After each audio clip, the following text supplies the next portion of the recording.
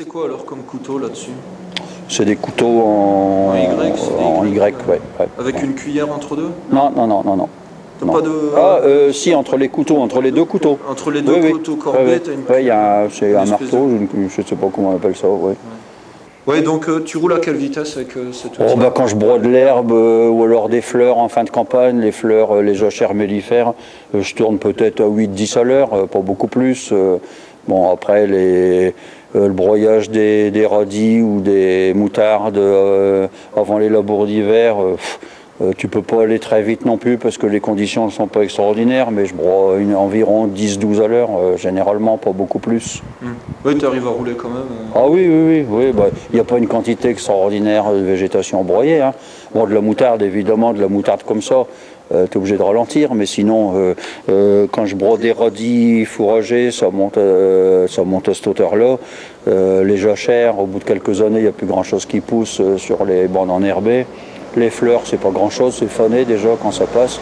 Ce qui est peut-être un peu plus dur, c'est le maïs grain. Juste après la moisson, pour éviter soi-disant les problèmes de pyrale, ils conseillent de broyer très vite, si possible le jour même ou le lendemain de la récolte.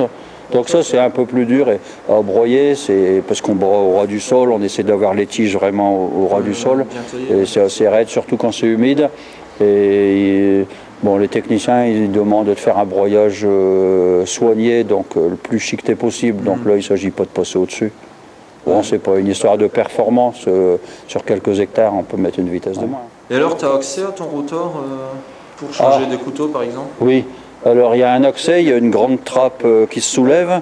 Le problème de cette trappe, un jour j'ai enroulé, j'étais le long d'un grillage et puis apparemment le grillage avait été remplacé, puis ils avaient laissé traîner un morceau de rouleau de grillage qui était resté dans la culture, donc ça s'est enroulé dans le rotor. Alors bonjour les dégâts.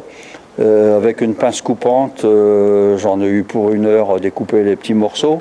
Mais c'est pas ça le problème. Le problème de la plaque, c'est qu'elle fait 3 mètres de large, toute la longueur du broyeur, puis c'est une plaque d'1 centimètre d'épaisseur. Oui. J'ai appelé un voisin pour m'aider. Voilà la fameuse plaque. Donc il y a 4 boulons sur toute la longueur. Les poignées, c'est prévu, une poignée de chaque côté, on soulève la plaque. Mais bon, quand j'ai dit qu'elle faisait 1 centimètre, je crois que je me trompe un peu, c'est peut-être 7 ou 8 millimètres. Donc c'est pas évident à soulever tout seul. Donc j'avais été demander l'aide à un voisin. Puis après, j'ai juste rajouté une bricole pour dire de le maintenir ouvert et de pouvoir travailler en sécurité pendant le débourrage. Oui, ça c'est le fameux rouleau parce que je voulais plus de roues et avec ça la profondeur elle est parfaitement stable. Tu n'as plus un broyeur qui fait des sauts parce que la roue elle s'enterre d'un côté, soit dans une roue de tracteur, soit donc ça c'est parfaitement propre avec ça. D'accord. Il n'y a presque pas d'entretien, il y a 2 roulements sur le rouleau puis 2 roulements sur le rotor plus les cardans. C'est pas le seul reproche que je fais un petit peu. Pour en trouver un quand même. Mais ça, je ne sais pas si c'est la législation du travail, la protection du bonhomme et du salarié, c'est pour avoir accès aux graisseurs. Parce qu'il y a 4 graisseurs qui sont planqués sur les transmissions. Et alors, il faut enlever les boulons, il faut les tourner, un quart de tour ou un 8e de tour, parce qu'il y a les croisillons qui sont dedans, puis les graisseurs, ils sont toujours mal orientés. C'est le seul reproche que je fais, c'est la facilité d'accès aux graisseurs. Ça, c'est pas génial. Oui. Mais bon, les croisillons, on peut pas mettre de graisseur extérieur. Et tu as facilement accès aux courroies? J'ai démonté une fois pour voir comment c'était fait. Il y a 4 boulons enlevés. Bon. C'est pas dramatique, il y a 4 boulons enlevés. Mais bon, l'appareil, il a quelques années. J'ai regardé une fois la tension cette année, au printemps. Ça n'avait pas bougé, donc on n'y a pas touché. Il est livré complet avec les plaques de signalisation.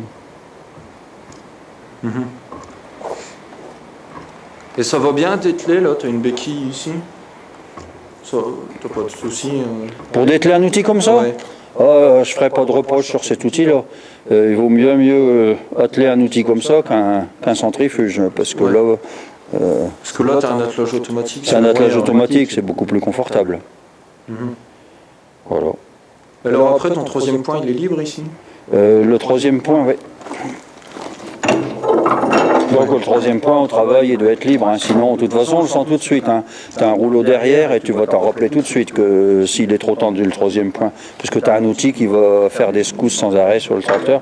Tandis que là, bah, en travaillant, le troisième point est toujours flottant. Le travail. Ouais. Donc c'est ton rouleau qui fait ta jauge. Ah, c'est le rouleau qui sert de jauge, absolument. Absolument. Ouais. Et tu pourrais broyer des andins de paille avec ça? Ah, j'ai déjà fait pour m'amuser, rien que pour voir l'efficacité. Je vais pas dire, c'est pas terrible, c'est broyé, c'est chiqueté, par contre c'est pas réparti. Il n'y a pas d'ailettes derrière. Oui, donc il laisse sur place. tu broies ton andin de paille, mais tout reste sur place. Donc après, il y a le problème d'avoir la matière organique mal répartie.